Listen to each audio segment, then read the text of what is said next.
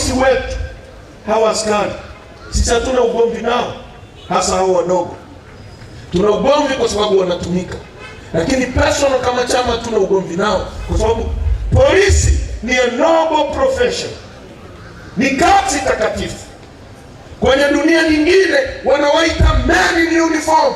Akiingia kwenye gari akakuta siti moja, wewe unamsimama unampisha yeye akae, kwa sababu risasi ikipigwa hapa, wakati sisi tunakimbia hivi kuokoa maisha yetu, yeye atakimbia kufuata risasi ili atulinde sisi. Wamekula kiapo cha kutulinda.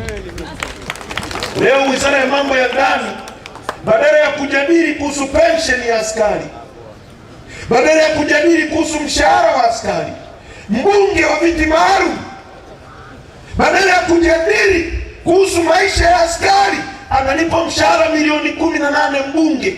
Askari analipwa shilingi 400,000 ambayo posho ya mbunge kwa siku ni shilingi 600,000. Wanakwenda kujadili kuhusu mama na tukano. Hawa watu ambao wana bima ya kutibiwa mpaka Ulaya, badala wajadili hata askari akipigwa risasi akiwa anatulinda aweze kutibiwa walau Agakani, wanajadili kuhusu mama ametukana.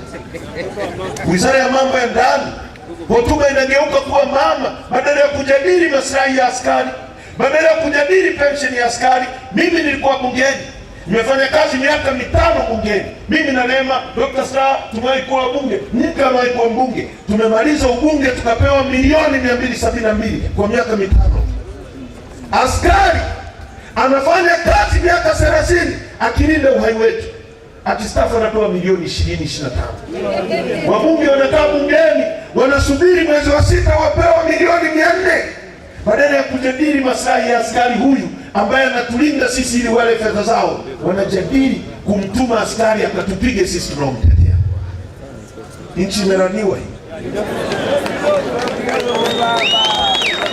Watu wa Arusha, ukikubali sauti ya Chadema iwe silenced, tutauzwa asubuhi.